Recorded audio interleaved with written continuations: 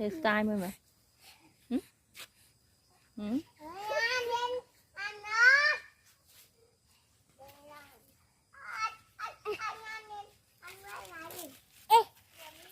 Nó lên mở tạ.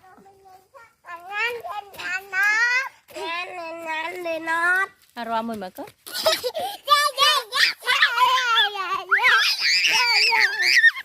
Buồn.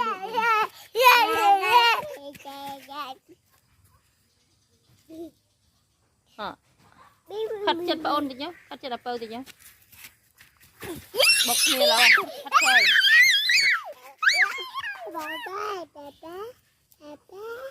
Chơi chỗ bua lại đi. Video này sao mai vô show không rồi. Apa udah nanti bisa.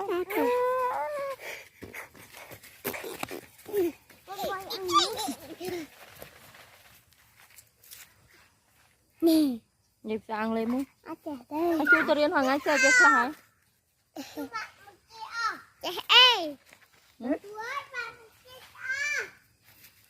Ấy nha, mình nó kêu nghe nữa, mặt anh đã mình Hãy đến. Ông khơi phê. Ta cơ mãi còn cho te nè, cho te thì cho phát. Cho te. Ta. Giờ mày không chưa? Cô má cho nó lên. Cho tao lên. Đây nào nói chị em á.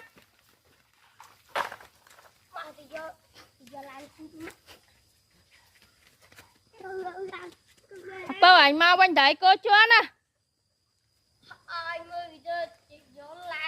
Nó nắng ấy.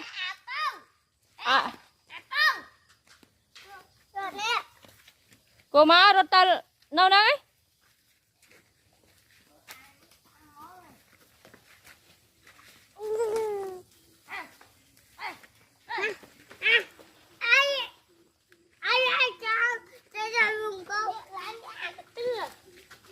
Cô còn bà đến đâu cô nhanh tay.